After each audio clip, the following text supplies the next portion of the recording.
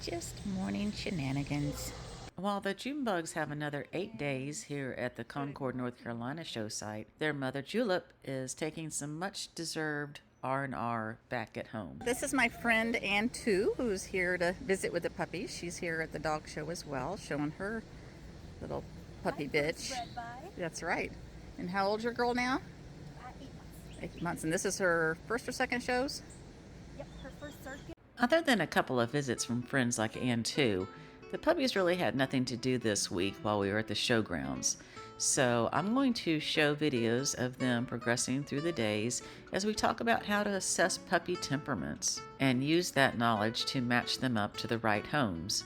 So again, they turned 5 weeks old this morning, and every week we just are going to keep seeing more and more progression as their personalities come out. Somebody was asking me today about personalities, and when I really start kind of evaluating them for temperament, and asking if I do it, from the get-go, which I really don't.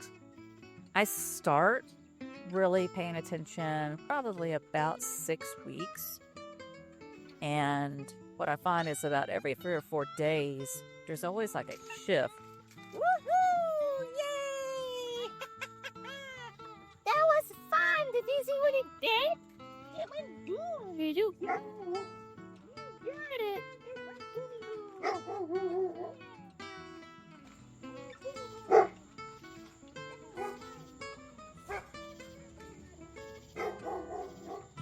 Go!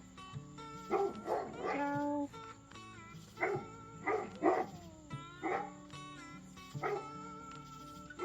Slider, enough. Thank you. So that's another way we teach confident puppies, is if there's an upset like that, you make it like it was a fun thing. Good job. Good puppies. And they go back to playing with it. But anyway, so we'll go back again to temperament. And I kind of start looking at 6 weeks. But again, every 3 or 4 days, there's like shifts. And, you might say on day 1, oh, look how outgoing this puppy is. And, it's more of an alpha, blah, blah, blah. And, 4 days later, it's the one on the bottom of the pile getting beat up by the other puppies. And they just kind of seem to rotate roles, so to speak, and try them out. And I keep finding they'll do that, really, like I said, from about 6 weeks, probably up to about 10 weeks. I don't say at one certain point that, okay, this is going to be the temperament of the puppy on day so-and-so or week so-and-so. What I do is look at the amalgamation, basically, to see what it boils down to, a preponderance of, that I believe is going to come out in the adult dogs. The other thing that you really can't account too much for is the puppies that seem to be kind of submissive and quiet. Once they get away from all the litter mates and they get into a home where they're the only dog, they can really come out of their shells. The sous chef is working as fast as she can to get your breakfast ready. Goodness gracious, have some patience.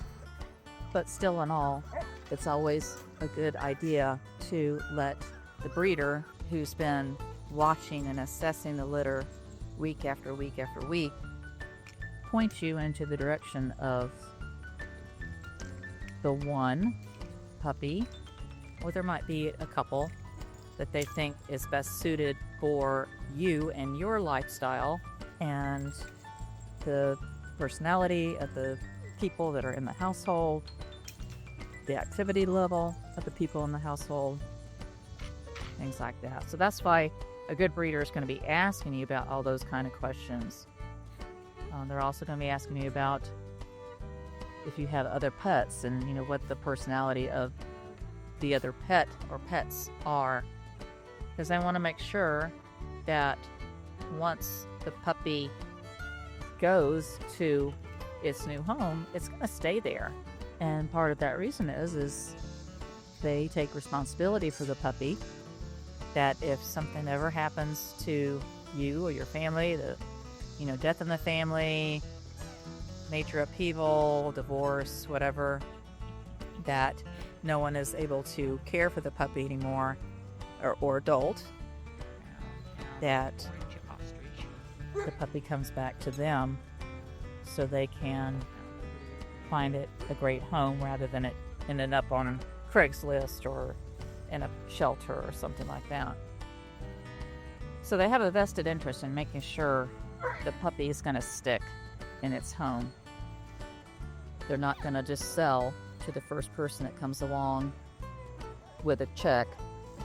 I had a lady back several years ago now, it's probably 12 or 15 years ago, that had 2 dogs that I had sold to her.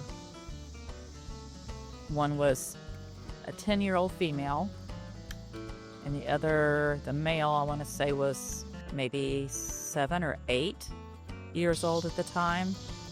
And she had gotten divorced and struggled for probably about a year and a half on her own to try to keep things afloat.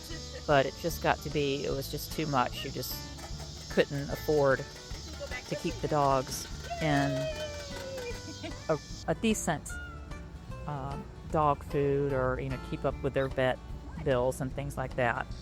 So she called me and was crying her eyes out, and because it killed her. I mean, these were her kids, and they were with her through thick and thin, through the marriage, through the divorce, and all of this.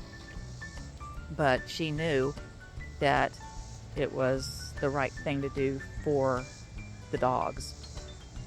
And I, the very next day, I went to her house and picked the dogs up, and I'm still friends with her. I thanked her very much for being brave enough to come forward and be honest with me, and for doing what was right for the dogs. And I found new homes for the dogs. And there are very sweet angels out there that will open their hearts and homes to senior dogs. Thank goodness. But that's what a responsible breeder does. No questions asked. Just take the dogs and do what's right by them. Alrighty, so I guess that's my spiel for tonight. Good night, and we will see you tomorrow.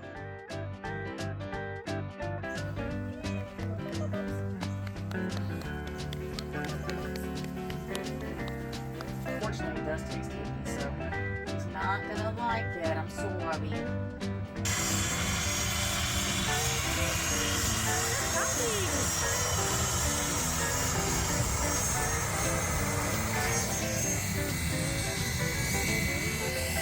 Take a bow. Good job.